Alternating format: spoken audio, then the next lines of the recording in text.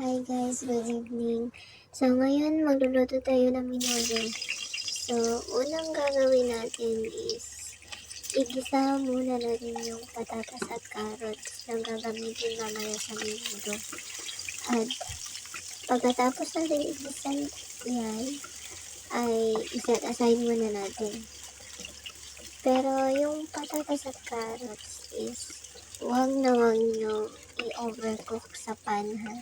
Yung tama lang na mag-iba yung kulay ng patatas at carrots.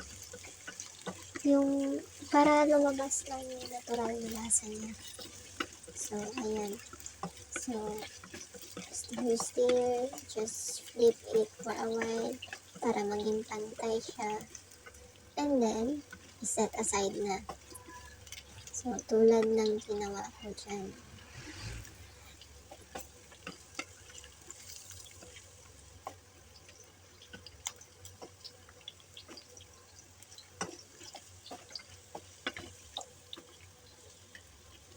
Ayan, kita nyo naman, pinip ko yung iba para maging pantay siya. Yan. Pero, hindi ko siya sinunog, guys. So, ayan, igisa na natin yung garlic. At pagkatapos niyan, stir na naman. And then, pag maging golden brown na siya, isunod natin i-fry ang onion.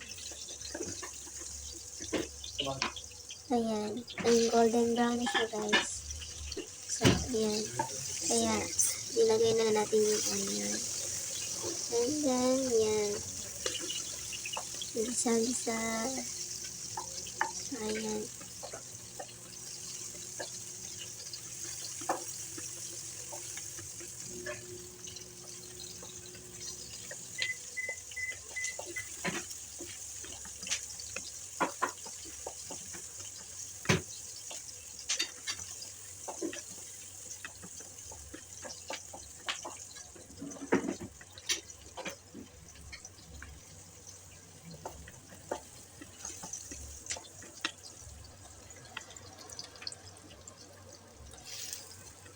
Pasensya na kayo guys ha.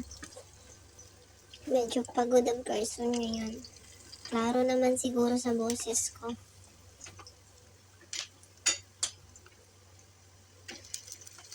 Yan, pagkatapos ko igisa yung mga picados o yung lamas pa sa Bisaya is sinunod ko na yung meat.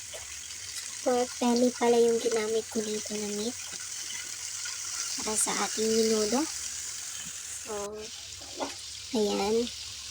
So, ano nyo na lang siya. So, pagkatapos kong ginisa yung pork natin, yung pork belly, until maging medium brown siya, ilagyan ko siya ng pepper or paminta at asin. Estimated lang yun guys. So, kayo na bahala mag-estimate kung gaano ka dami yung ilalagay nyo. So, kung gusto nyo ng medyo maanghang, medyo damihan nyo ng pepper. At kung gusto nyo ng medyo maalat, so, medyo damihan nyo din ng salt kung gusto nyo lang. So, ayan, nilagyan ko na ng tomato sauce. So, pag may sign na siya na medyo nagmantika na siya, yung natural na mantika lang ng pork ha. So, nilagyan ko na siya ng tubig. Then, pagkatapos niyan, hintayin lang natin siya mag-boil. So, i-cover muna natin yan.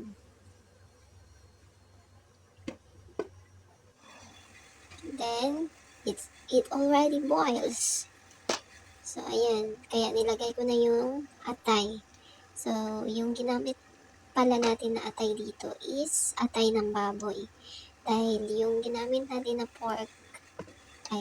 karne rather is pork. Kaya atay din ng baboy yung gagamitin natin guys.